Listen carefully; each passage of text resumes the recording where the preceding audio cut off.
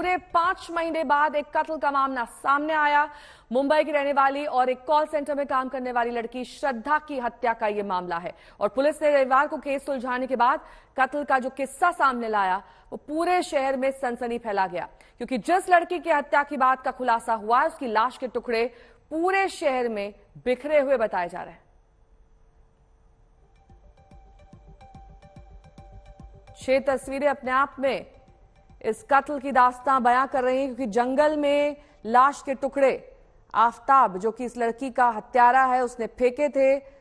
रात के 2 बजे का वक्त इसके लिए चुना गया था, जब सड़कें सुनसान हो, आसपास का इलाका सुनसान हो। अब एक एक करके ये पूरी वारदात खुद आफताब बयां कर रहा है, जो कि मर्डरर है अपनी ही प्रेमिका का।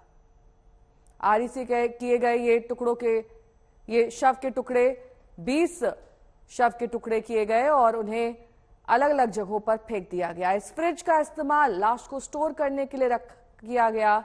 इसमें शव के टुकड़े रखे गए और एक एक करके इन्हें डिस्पोज कर दिया गया। आरी से आफताब ने श्रद्धा का कत्ल किया, बेरहमी से ये कत्ल, और 6 महीने बाद ये मर्डर मिस्ट्री अब सुलझी है। 300 लीटर की स्टोरेज वाला फ्रिज खरीदा गया जिसमें लाश को स्टोर किया गया।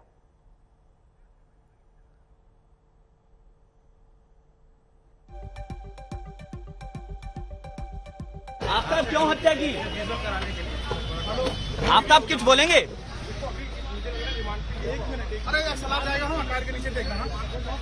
आफताब कुछ बोलेंगे? आफताब क्या रिलेशन था श्रद्धा के साथ? आफताब कब से रिलेशन था श्रद्धा के साथ? आफताब कब से रिलेशन था श्रद्धा के साथ? आफताब कब से जानते थे आप श्रद्धा को? आफताब आप कब से जानते थे श्रद्धा को? आफताब आप श्रद्धा को कब से जानते थे? आफताब आप श्रद्धा को कब से जानते थे? किसी भी सवाल का जवाब देने से इनकार आफताब ने कर दिया। मुंह पर चुप्पी, चेहरे पर नकाब। जाहिर तौर पर यह शर्मनाक, ये बेहद सनसनीखेज तरीके से इस वारदात को अंजाम देने वाला शख्स अब पुलिस को एक एक करके इस मर्डर की दास्तान बता रहा है, लेकिन पुलिस भी उस पर विश्वास नहीं कर रही है। खुद पुख्ता जानकारी हासिल करने की कोशिश कर रही है कि कैसे ये मर्डर 6 महीने तक छिपा रहा।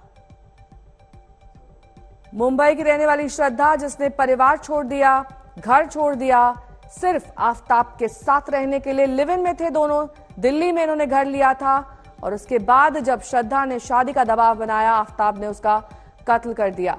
अरविंद ओझा मेरे सहयोगी इस वक्त तमाम जानकारी के साथ जुड़े हैं। अरविंद, अब से कुछ ही देर पहले हम जानकारी भी ले रहे थे इस पूरे सनसनीखेज मर्डर मामले में, लेकिन सबसे बड़ा सवाल यही कि आखिरकार 6 महीने तक ये मर्डर छिपा रहा। किस तरीके से एक एक डिटेल पर आफताब ने पर्दा डालने की कोशिश की? क्या अभी तक उसने अपने गुनाह को पूरी तरीके से कबूल लिया है या फिर अभी भी पुलिस वेरीफाई कर रही है और उसके बातों में कई बार विरोधाभास भी दिखाई दे रहा है? जी बिल्कुल, देखिए शुरुआत में तो जरूर गुमराह करने की कोशिश की आफताब ने, लेकिन जब सस्टेन इंट्रोगेशन हुआ पुलिस का, उसके बाद उसने खुलासा कर दिया कि जो दोनों में झगड़े होते थे और 18 मई को काफी झगड़ा हुआ, जिसके बाद उसने गला दबा करके श्रद्धा की हत्या की। उसके बाद हत्याकांड के बाद डेड बॉडी फ्लैट में पड़ी हुई थी। उसने प्लान बनाया कि कैसे इस बॉडी को डिस्पोज ऑफ करना है। तो उसके बाद वो फ्रिज खरीद कर लेकर आता है और उस बकायदा जो श्रद्धा की बॉडी है उसको टुकड़ों में काटता है। उसके बाद उसको बॉडी पार्ट्स को फ्रिज में रखता है और रोज रात को तकरीबन 2 बजे के लगभग एक जो बॉडी पार्ट है उसको वो ठिकाने लगाता है। छतरपुर इलाके में एक जंगल है वहां पर पे जो हमें जानकारी मिली है कि बदबू ना आए इसके लिए फ्रिज का इस्तेमाल तो किया ही, लेकिन अगरबत्ती भी वो घर में जलाता था।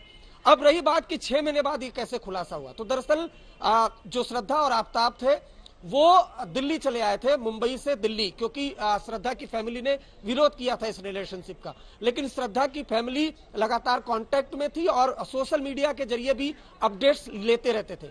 लेकिन जब अपडेट्स आने बंद हुए उसके बाद मिसिंग की कंप्लेन रजिस्टर कराई गई मुंबई में उसके बाद मुंबई पुलिस ने कांटेक्ट किया दिल्ली पुलिस से।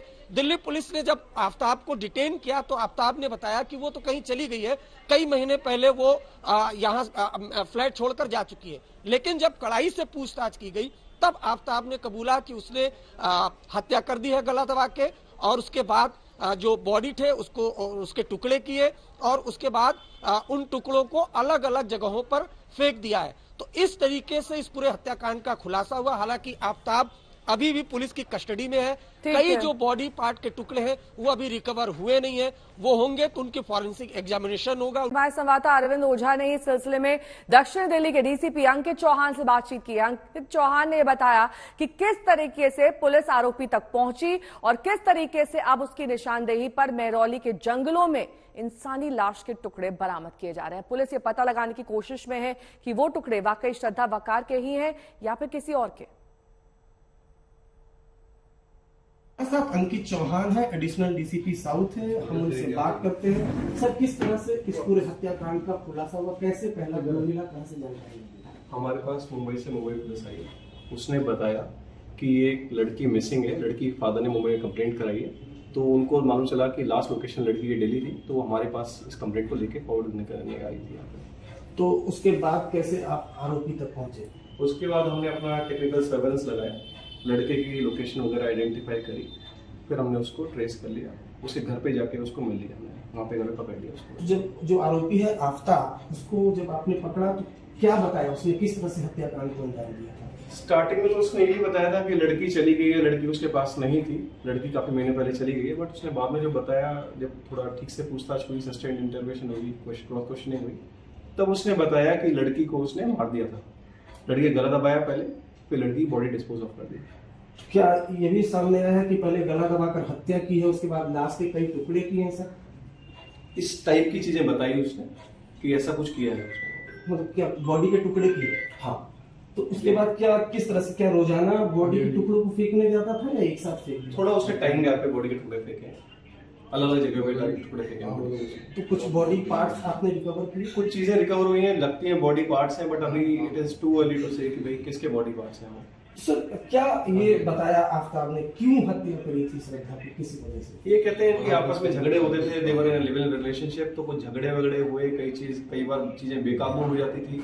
इस बार चीजें आउट ऑफ कंट्रोल हो गई और उसने उसकी हत्या कर दी। तो ये क्या जो मर्डर था वो सडन प्रोवोकेशन था या प्लान बना कर आया था मर्डर? इसके वर्जन के अकॉर्डिंग टू सडन प्रोवोकेशन है, सडन प्रोवोकेशन हुआ, चीजें आउट ऑफ कंट्रोल हो गई और उसने तो जो बॉडी पार्ट है उसके टुकड़े किस चीज से किए, क्या वो रिकवर हुआ, किस चीज से किए?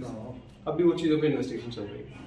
वो तो आप जैसा बता रहे हैं, क्या उसने गुमराह करने की भी कोशिश की, क्योंकि मर्डर तो मई में कर लिया था ना? स्टार्टिंग में उसने बताया कि लड़की चली गई है, छोड़ के चली गई है, तो स्टार्टिंग में थोड़ा ऐसा लगा जिससे गुमराह कर रहा है, बट उसने थोड़ा सस्टेन्ड इंटरोगेशन हुआ, चीजें खुल के सामने आ गई। अच्छा, हत्याकांड मई में अंजाम दिया? मई।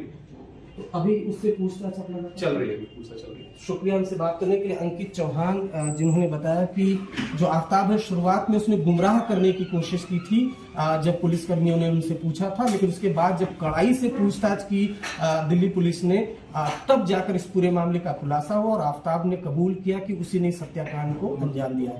कैमरामैन अंकित खंडेलवाल के साथ अरविंद ओझा, दिल्ली आज तक।